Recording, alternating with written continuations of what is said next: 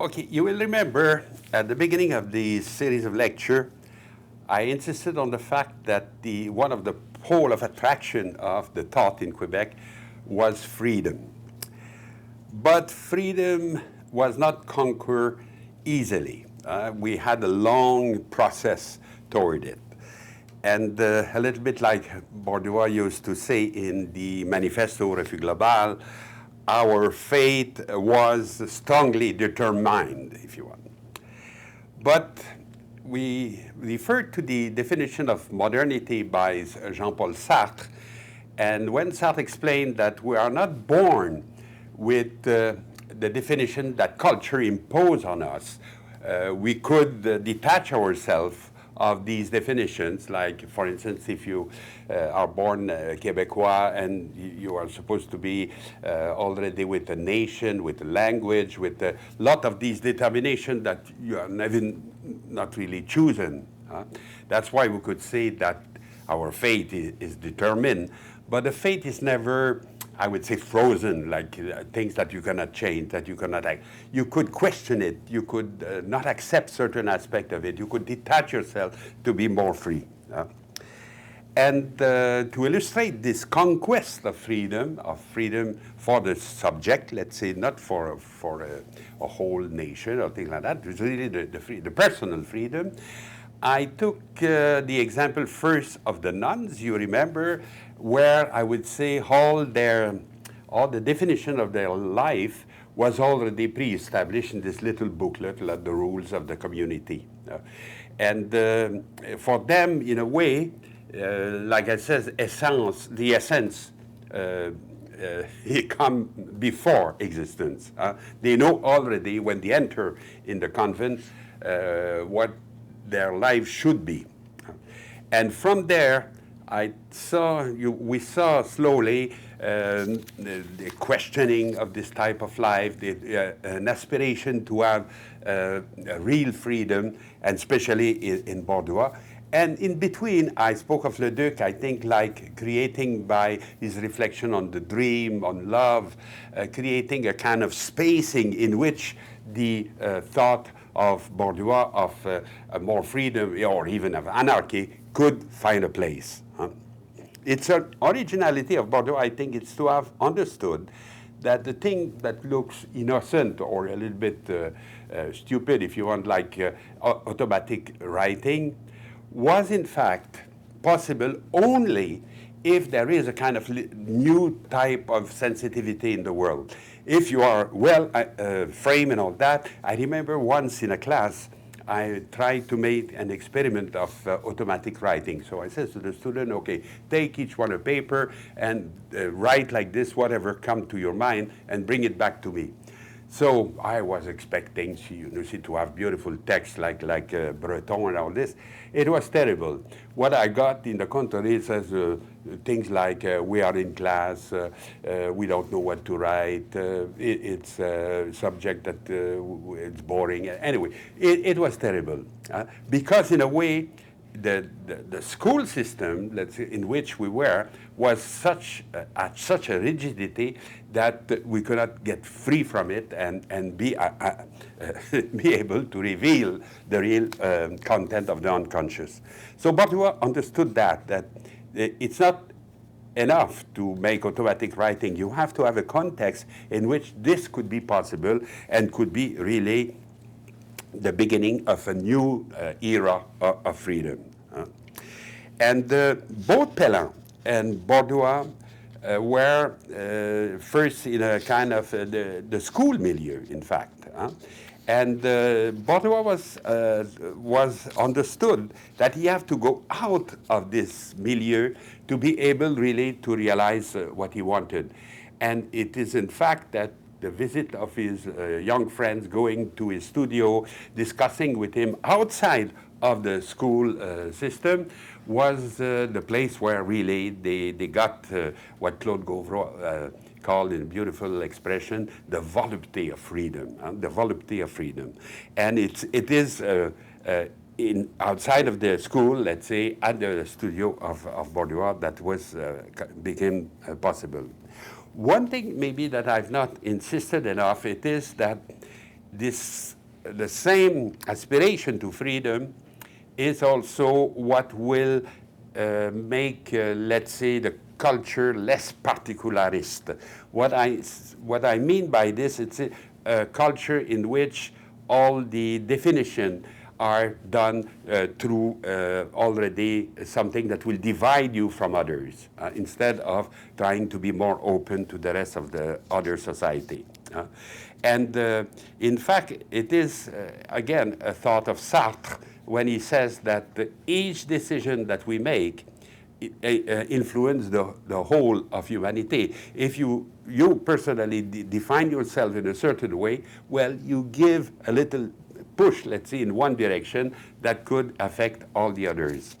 It is, I think, finally, this conquest of personal freedom that have made possible this kind of universalism that we could see in some thinking in Quebec today. Today we will start to examine another way toward the same goal, if you want, but starting from a completely different figure, the figure of the habitant. And the figure of the habitant will not make us think only of the subject itself, or only of the person itself aspiring to freedom, but the relation between the subject and the territory. Because an habitant is a farmer, is somebody who works on land, and of course have a relation with the land, and this will be what we will explore. The idea of painting portrait of habitants would have never come to Plamondon, for instance. For Plamondon, a guy who asks a portrait is a bourgeois. It cannot be somebody from the country like this. He doesn't have the money, he doesn't have even the taste of it. And so we have to ask ourselves, what happened in the society of the time that suddenly to paint an habitant was not only something interesting, but something that people will be enthusiastic about. And I want to explain by the context, let's say, what made this portrait that we will see a little bit later, done by the painter Suzor Côté. I want to see the context that suddenly made this type of representation interesting. At the same time, when Suzor Côté began to paint that means 1910, 1920s, during that period, you have a strong current of what the historian Michel Brunet called agriculturism, if you want, or ruralism, in the thought of Quebec. What happened, of course, it is the time when the country get emptied, people move from the country to the city, abandon the land, if you want, to become workers in factories and things like that. It's a period of big movement, exodus from the country toward the city. And some thinker got worried with that. And these are the agriculturist thinker, obviously. They got worried because they thought that the farmer will lose his autarcy, this kind of control that he had by the fruit of his land on his own well-being. By coming in the city was not just positive. You become a worker and suddenly you depend on others, of capitalists and all this, and you have strikes and they saw a lot of problems. They saw also the possibility of the disparition of some traditions, and especially religious one. And this, they thought, this mode of life, you see, or this way of living that was so typical of the farmer, of the habitant, was something that have to be sold. And like Michel Brunet explained, agriculturalism is a thought looking at the past and not looking at the present that it condemns, nor even the future, because the future seems very dark. But nevertheless, it was a type of thought that was very popular in the time when Suzor Côté painted his portrait of the habitant. But even that, there was another factor that plays also, the factor that link between this agriculturalism or this ruralism with nationalism. And the one who is responsible to have made this link is the famous chanoine Lionel Groulx. You know his name because there's a metro station named after him. Here I show you a caricature of him. It was quite good. And yeah, I met him. Well, this is really like he looks like. And Juan Guru was the one who saw the necessity of saving this way of life of the farm, if you want, if we want to preserve what he called the real French-Canadian value. For him, the two things were linked together. And the breaking of this way of life in the land was a catastrophe. I will show, since I'm in art history, I will show two photos of Juan Guru in acting in his, well, expressing, let's say, his idea in public. And with these two photos, you will see a little bit what type of thinking he had in mind. The first one is done in May 1919, and you see him in the middle of a crowd making a gesture like that while he speaks to the crowd, and he's in front of a monument that represents Dollard des Ormeaux. Dollard des Ormeaux was supposed to have fight, well, apparently he have fight the Iroquois that were about to invade by the Outaouais River, let's say the region of Montreal, and maybe destroying the colony, because this was in 1660 at the very beginning, if you want. And Dollard des Ormeaux, for Lionel Groux, was a hero that stopped this invasion of the Iroquois, even to his death, in fact, because he died in the process. So he's here speaking in front of the monument that I show you now, that was done by Alfred Laliberte, very simple, if you want, very modest.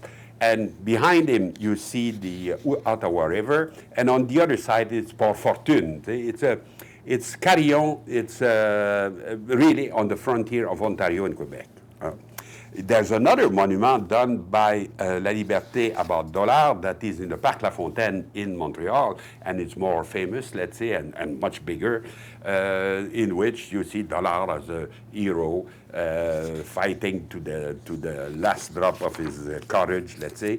And we are told that Lionel Groux had on his desk up to this death an image of a sculpture representing again, Dollard des Ormeaux, done also by Laliberte, but I would say reproduced in plaster in many, many exemplars. It was sold all over Quebec, and he had it always on his desk. The firm, the Italian firm that produced it was Calli and Petrucci. They were also making all these plaster statues that we saw in the churches at the time. But what happened in 1932, an historian of McGill University, E.R. Adair, reviewed let's say, the documents about Dollard des Ormeaux and decided that it was just a myth. And that not only Dollard didn't save the colony, but even created more problem than there was. Apparently, it was a young, ambitious man who have made some mistake, we don't know exactly, and he wanted to be forgiven for the trouble that he created by being suddenly a hero like this and going to fight against the Iroquois without preparation and losing the battle. So for Adair, all this importance given to Dollard des Ormeaux was mythical and should not be considered very found historically. When, of course, Juan Guru heard of that and read that, he went really mad and he says, this is ridiculous. In the contrary, we have to save the memory of Dollard. But then it was in the 60s, and I would say even his defense of it didn't take much importance. Even a writer like Dr. Jacques Ferron was very hard on Lionel Groux. He says that he had his back to the future, and he was just looking at whole bones to badly identified to create a hero from them. And he says, we don't need that anymore. This is in the region of the myth.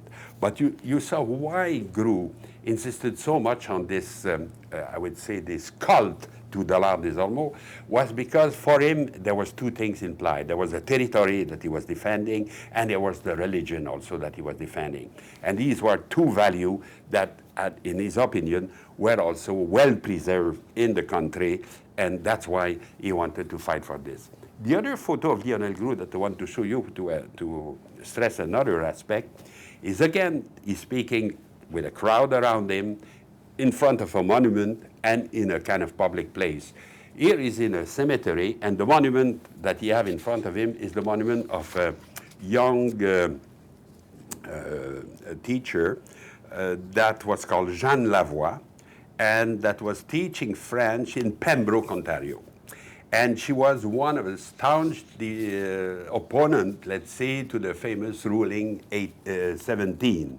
Ruling 17 was a bill, let's say, that reduced the possibility of speaking French, or teaching French, rather, in the school of Ontario.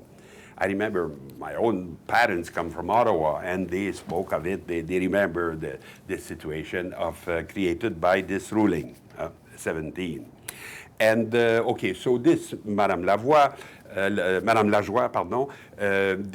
did some fight against this and tried to maintain the French. And for, of course, Lionel Groulx, she became a heroine, let's say, like Dollars des Ormeaux, and that's what he speaks in front of her monument to a crowd like this. So this is the third value, the language, the French language, because for Groulx, the language is the soul of the nation. If you destroy the language, or if you speak it badly, like he says, that you are like a traitor to your own nation. For instance, he compared the people who speak English for the sake of tourism in Quebec are like Judas, he says, and so that means as the figure of the traitor. And you could say that in the perspective of Groulx, even religion is instrumentalized for the nationalism. I would say nationalism is even almost as important, if not more important, than the Catholic, the Catholicism, let's say, that he defends. So you see these three values. And for him also, the best place to save this value was in the country. And he saw, in the country, the coming to the city as a real catastrophe. Because what happened there, you are suddenly in a pluralistic milieu where people believe many things, not necessarily you believe. You have community of Protestant, of Jews, you have a kind of diversity there that you didn't have in the country. And also, you are now living by yourself, fighting for your life, and sometimes in very hard conditions. And especially with the crash in 1929 and in the 30s, that was a difficult period in the city. So for him, that was a catastrophe, and Montreal in particular was a monster, if you want. And for one of the biggest crime for Groulx was that it created a pole to attract the people in the city. And this exodus from the country was a catastrophe for him. He says that we should try to save our way of life and not to just abandon it like this. He was quoting, I don't know, Monsignor Paquet or whatever he is, saying that we should not aspire to become an industrial nation and things like that, but keep our attachment to the French and to the Catholicism. And I think for Groulx, there was this idea that the life in the country was a better mode of life. He's very often very, I would say, despiteful for the workers, saying that they work in horrible conditions, they will destroy their family life, they don't care of their children, and they make them like this for the cemetery. He says that it's a fact that there was a lot of infantile mortality. And so he said that there's two rows, if you want. The life in the country is superior to the worker life. The proletariat, in fact, was like a terrible condition. And during the crisis, during the 30s, he will preach the return to the land. He will say, quit the city, go to be a farmer in Outaouais, in whatever region, where you will find your roots finally, and you will find freedom, and you will have your own goods. You see, you will create them by themselves. And in the third place, that was the discourse of Guru. He says, to the crisis, we have the solution. It is le retour à la terre, the return to the land. Nous reviendrons à la vie, au triomphe, à condition de retourner à la terre. We will come back to life, to triumph, in one condition, to return to the land. Okay, so then I think this is the real context of the painting of César Côté that I will show you now. He represented a portrait of old pioneer that had more or less finished their life as worker on the land, as farmer, and was retired in village. And for instance, here he represents one of his favorite models, who is called Esdras Sire, or sometimes Le Père Sire.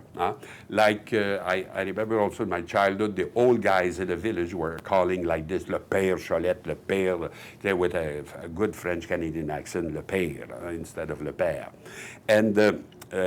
So they are not priests, they are not fathers, but they are the fathers of the nation, if you want. They were kind of a figure of the pioneer. On the left, you see him in his, I would say, outfit for Sunday, and on the right with the type of shirt with squares that of a worker, of somebody who works the land. This Esdras Sire was painted by César Côté maybe 30 times. We have many, many portraits of him, and César said bluntly that he made a lot of money with this guy because he sold this portrait easily. They have, I could say you have one example in most of the museum of let's say, Quebec for sure, and even of Canada, and even of United States.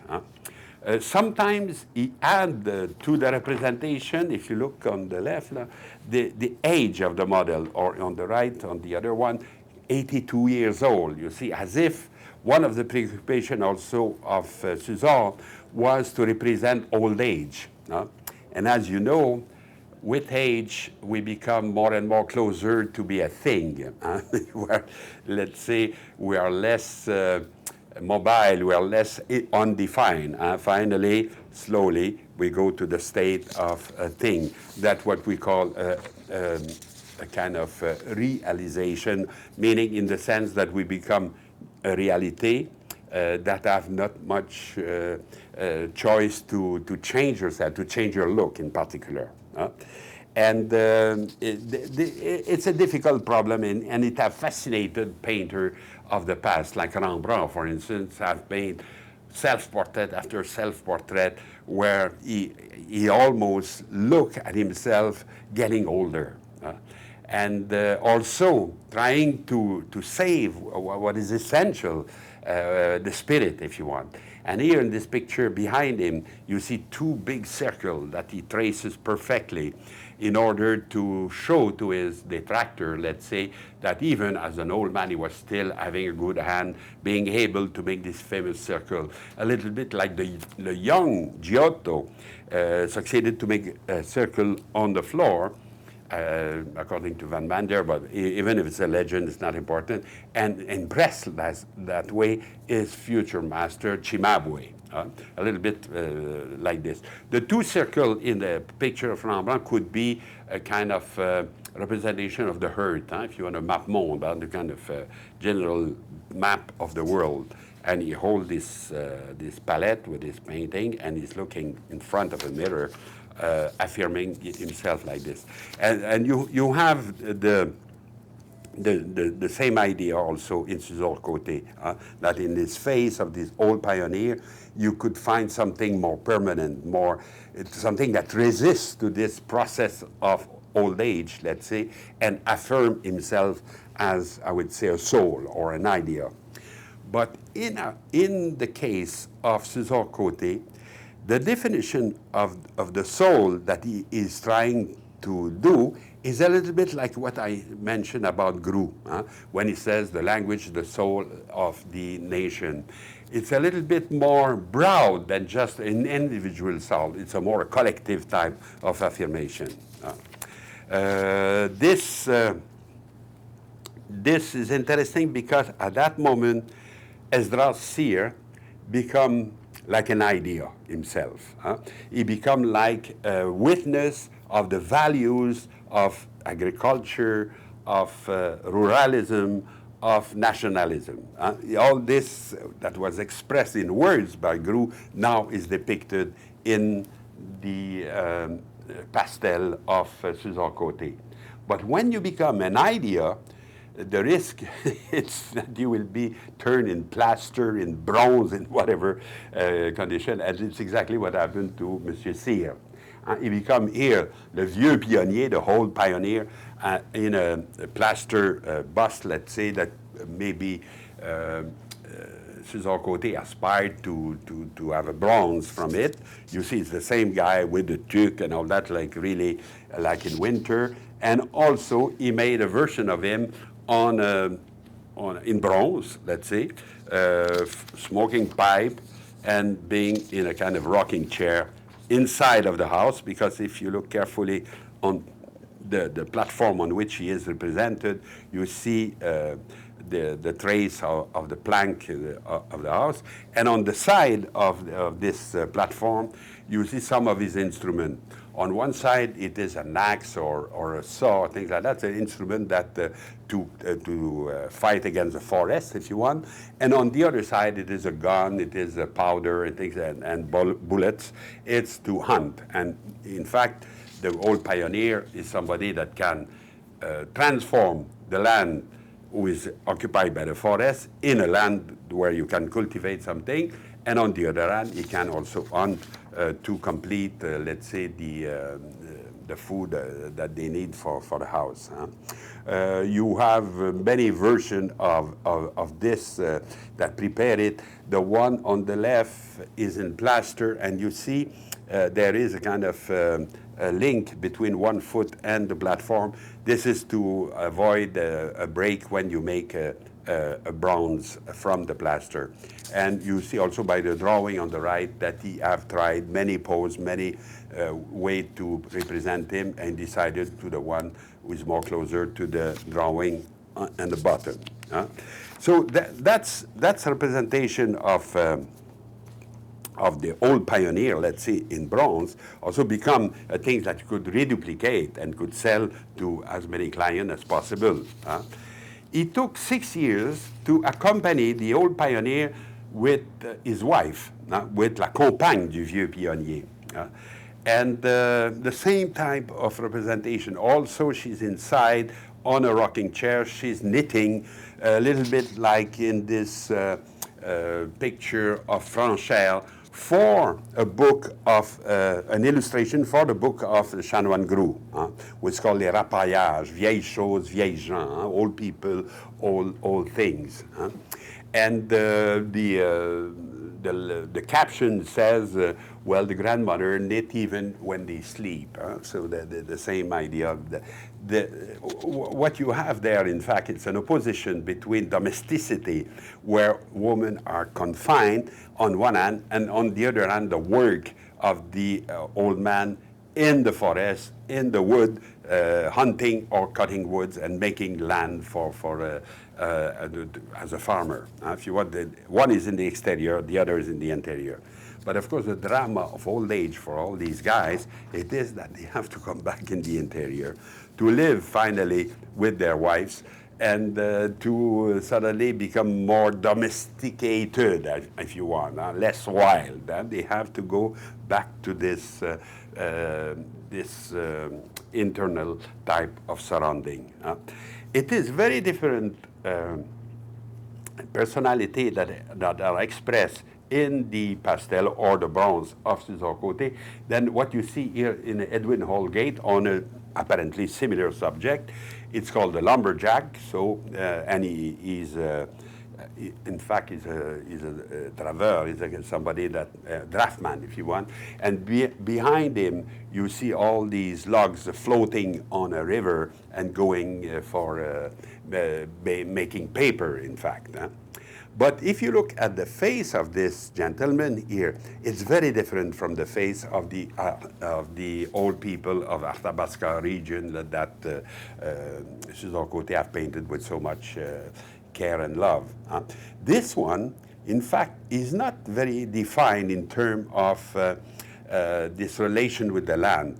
In the whole pioneer of César Côté, you have the impression that their face have been transformed by life outside, by life in the winter of Canada, in all the difficulty that you can have outside of the house. In the case of Holgate, if you didn't know that he was a lumberjack, you could think that he's a journalist or an intellectual or whatever you have. He's much more, let's say, less defined in terms of his nationality, in terms of his religion, of course not, and he is more universal, if you want. And the reason why, I think you find it in this quotation of Finkielkraut when he says, the proletarian, if you want, have one advantage, that being disalienated from so many things, he is, in fact, a man himself. He is just a man. He's not defined by nation, by language, by whatever. As a worker, let's say, he is defined just as a man, as a tool that could be eventually exploited and oppressed, if you want. But on the other hand, we have been liberated from all these definitions that came from, especially in rural area. I wanted to make this contrast because I speak of particularism and universalism. Well, this is a good case. The example of César Côté is a good example of particularism. The old gate, in the contrary, is more universal, if you want. I didn't speak much of the representation of the old lady by César Côté. He could have taken his inspiration from the head of this woman, for example, of another one, doesn't matter too much, this Madame Gauthier, also very old, looking probably at a book, at a prayer book, I would imagine, and being detached from the onlooker. And this is the new milieu in which these old guys will have to live. They live suddenly, they were outside all the time, now they go back to the house. And this can be expressed maybe in this double portrait that you have here. One on the right, who represents Le Père Cholette. Again, Le Père, in the sense that I was mentioning before, is seen in profile, he seems very strong, he seems still being able to do a lot of work. And then suddenly you see him facing us, being much more anxious, much less sure of himself. And he's obviously inside of the house now. He's no more in outside. He's no more in the country. His life, in a way, is finished. He have no much determination that could be added to his life. He's too old to work on the land, and he have to sit in the kitchen and hear all the talk of which is typical of domesticity, if you want. And this opposition between the two portraits is interesting because it reveals precisely one of the drama of these people. If they were intelligent, and evidently they look bright, they look people who can think. Esdras Cyr, for instance, has a nickname. He was called Finette because he was clever. He was being to make jokes, and he had a sense of humor and all that. Monsieur Cholette, the same thing, could have been a very interesting man to talk with. But if they were intelligent and clever, they knew that the type of life that they have been involved with was in fact disappearing. And some journalists at the time said that. He said the only image we will have of the life of these guys will be through the painting that were done of them, like the painting of César Côté. And we have another example of that also with Jean-Baptiste Taillon. Then he didn't even make a profile of him. In both, these old guys represent a certain worriness, a certain anxiety in front of the future, because the future is close, is death, and also by the kind of new inutility of their life. That everything was involved in work outside of the house, and now they are sitting there and not doing much. I asked myself if you could find some sources or some other depiction of the habitant in the past. For instance, we know that Cornelius Krieghoff was interested by the subject, and he have made head of habitant like this one who's at the Montreal Museum of Fine Arts, but it's one among many, with some variation. Sometimes the tube is red, sometimes the pipe is going in the wrong direction, but it's always the same, more or less the same face, the same guy, and that was sold to English collectors at the time, and it was, I would say, almost a commercial type of production from Krieghoff.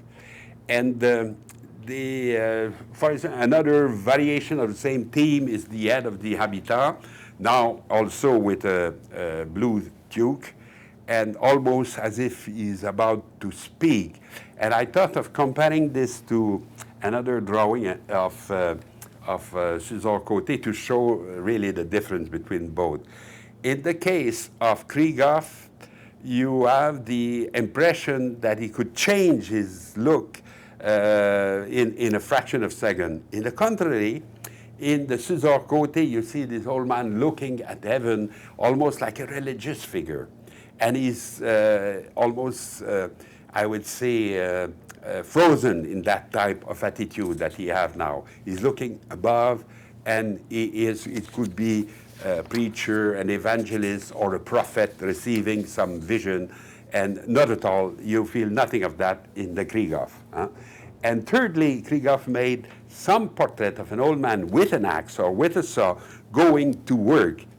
Like this one, have also a kind of pail in his other hand, and he's probably going to a maple place, say where they make maple syrup or something, since we are at the end of the winter.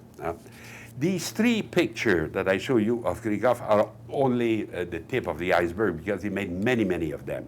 I guess it sold easily. And so instead, I think sometimes people say, oh, it's just a caricature of French Canadian, and shows some despise in the look of Krieghoff. I don't believe that. I think it's more profound than that. What Krieghoff could defend by this type of picture, it was a kind of philosophy that was prevalent in Germany, so that he could have known. And the philosopher in question is Herder. And Herder says there's no little nation on earth that doesn't create a type of people. And as such should be saved, should be considered with attention. The same with folklore, the same with language. All this have a certain wisdom included in it that Herder wanted to try, to save. And Herder was the philosopher of this type of preservation of the nation and of the zeitgeist, if you want, of the spirit of the people. And from him, a whole current, let's say, will come, being interested in ethnography, in the folklore, in the culture, the peasant culture, if you want. So Krieghoff could be already on the spot. But you understand that what he's doing is not real portrait. It's not even type. It's stereotype in a way, because he thinks that each nation will create a type, and that's what he wants to express in his portrait of habitant. In the contrary, in the case of César Côté, you have specific portrait of individual, because we have their name, and also, well, even if they are very individualized like this, they represent, I would say, a certain way of living, a certain certainly a nation, and certainly a specific rapport, let's say, to the land. Okay, this is for the sources or the people before César Côté. What happened with his successor, with people after him? Huh? The first name that comes to the mind when you think of the type of preoccupation of César Côté in Canadian art, it's not a painter, it's a sculptor.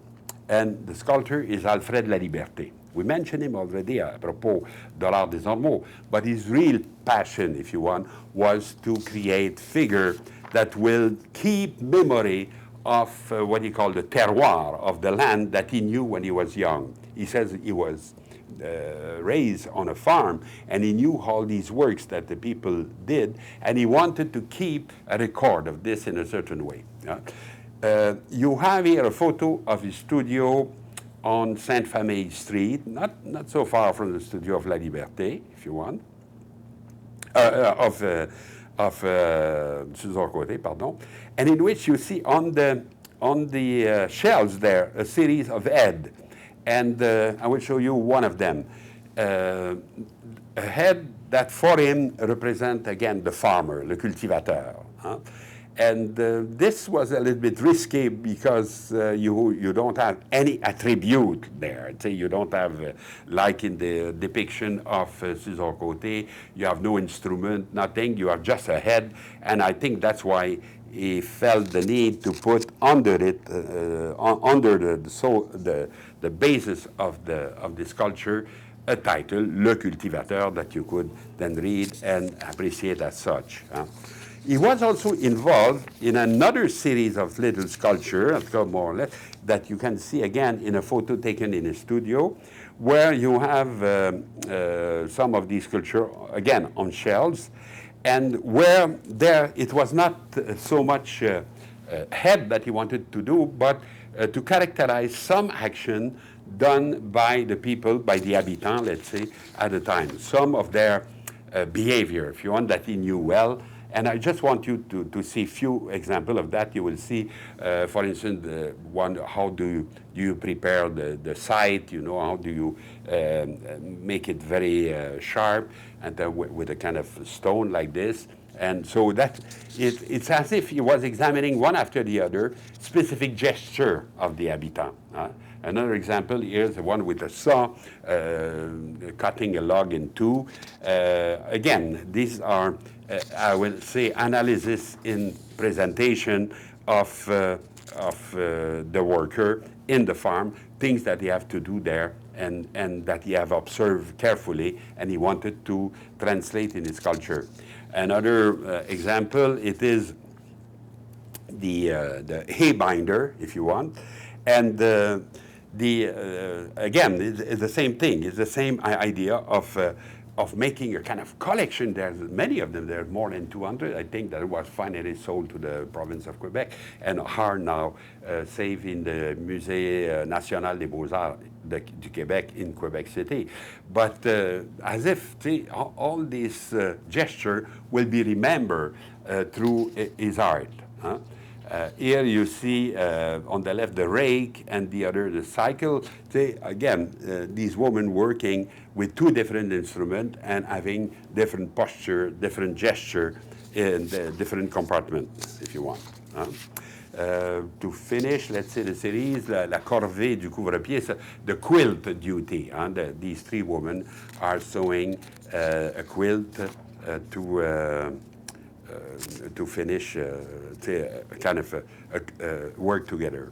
In fact, we could speak about all this culture, all this presentation of a kind of ethnology, of an amateur type of ethnology, in the sense that there is an intention there of keeping memory of certain attitude, a certain gesture linked to the work on the field of the farmer life, if you want. There's another successor, I would say, of César Côté, is not a great artist to my mind. In fact, it's called Admo Marquez, but he was an illustrator, let's say, and very popular also for the same reason. And he concentrated his attention on certain usage or certain of the good old days, if you want, and created like this painting one after the other that were reproduced in the almanach and sold to everybody.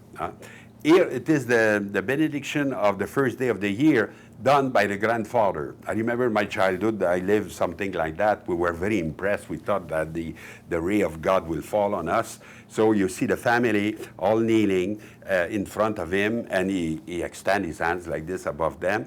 And also there's a suggestion that it's a big family. You have a child in the hand of the mother, you have a child near the father, and you have a child also in the grandmother's hand. And so meaning that the family of the peasant is also a family of, with lot of children. For the decor, Massicotte is very careful. He put everything as it should. You see the type of carpet that you have on the floor. Also the old stove with 2 stories, if you want. Even the teapot to come from Portneuf. And on the left, on the top, the famous black cross of temperance. The people who have this black cross habitually have no drink in the house. So he more or less want to tell us a kind of usage of the old days that probably have disappeared since long, but was familiar to people of the type. Same thing here. It's called La Visite de la Quête de l'Enfant Jésus. Okay, what it is that the vicar pass in the houses one after the other and make a collection of money for a ceremony that you will have later. So you see, again, all the family kneeling in front of the priest. Behind the priest is probably one of the marguilliers of the parish that have a thing to collect money after. The interior is spick and span. You see the chair line on the wall, and you have on the right a little table, a round table with a book on it. Well, the book is probably not the Bible, because in Catholic houses, the Bible was not read much. This was for the Protestant in a way. What we had there is probably a prayer book, and that we brought for the Mass and to have to say the prayer. On the wall, you have a little poster. It's called Aimez vos parents. Okay, this is very good. Love your parents. Nobody can object to that. And on the other side, maybe a portrait of an ancestor, of maybe a politician. I have no idea. But you see, again, Massicotte, what he wants to do is to show us the good old days as they were. For instance, again, another representation of the prayer, the family in prayer in front of an image of the Sacred Heart, a little bit late by night. And all people kneeling again, and even the grandmother using a chair as a kind of to lean on during the prayer. Sometimes it's a little bit more joyous, like here, what he called the traditionnel gâteau des rois. Les rois is the Epiphany. A few days after Christmas, you have this feast, and it was a usage that the mother will make a big cake for at the end of the meal. And in the cake, she used to put a bean and a pea. And the people eat the cake, and the one who finds the bean, for instance, become the king, and the girl who finds the pea become the queen. And then they give them a little crown in paper or whatever, and everybody laugh. And it was part of this supper. And habitually also you invited many people, all the extended family, if you want. And that's why you see a long table with old people and younger one all having fun, and the mother bringing the famous cake. Children also around and all that. There's one, again, you see the cross on the wall, but there's one little detail which seems to contradict it. If you want, you see a man pouring from a beer bottle a glass to his neighbor. But be careful, the beer there is probably not alcoholic, it's probably spruce beer, so everything is safe. There's no alcohol in this feast. There's another image of Massicotte that represents, in fact, almost his version of the Angelus of Millet, in which you see people stopping to pray at 12. And in the background, very far, you see a little church. You see the spire of a little church in the back.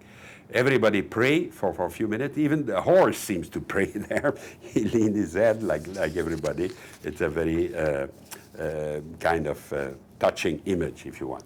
And the last one I wanted to show you of Massicotte is even more a little bit happy. It was called a corn husking party. So people were just removing the husk from the corn, and they do it in group. And there was a kind of usage that if you find a red one, you could kiss your neighbors, if the girl nearby.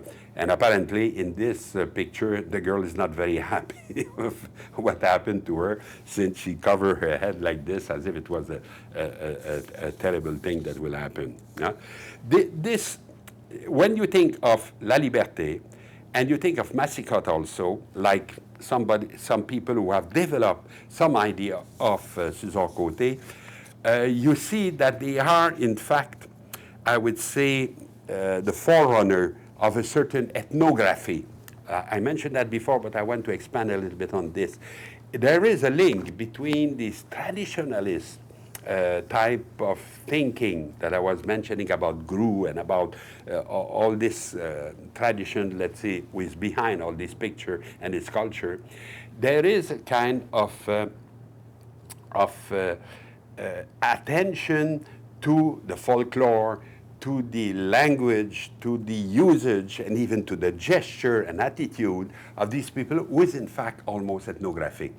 And we can establish a kind of link between early iconography at the beginning of the 20th century and this traditionalist thought. It's even expressed by people like Durkheim and others, saying we must thank these thinkers. He was thinking of Joseph de Maistre, of l'Abbé de Bonald, or people like that, that were in fact very traditionalists in their days, but defending certain old values like that. He says we must praise them because they showed us the way. Now we want to do it scientifically, and but we will do it in their, I would say, in their wake. And this is also a kind of big change, because before that, the rational attitude was the attitude of the Enlightenment. And the Enlightenment, of course, is for universality, not for particularism like this. Now suddenly, the reason, let's say science, goes through ethnology from in the completely different direction. You understand that there is there a certain shifting and a certain type of kinship between those two things. So you have seen by this figure of the habitant, and the value who are defended behind it are in fact very well determined. They are really what the society of Quebec at a certain time, a little bit parallel to what I was called the religious trend, let's say.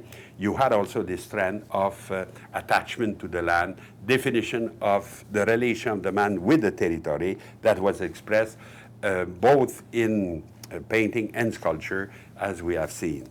And the problem, again, is like we did apropos religion, it's what are the consequences of this type of thinking? How we will get out of this and be more open to a kind of more universal way of thinking. And you will see this is not so easy.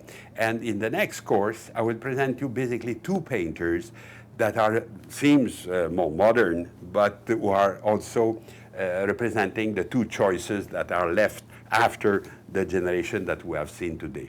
But this will be the preoccupation of our next lecture.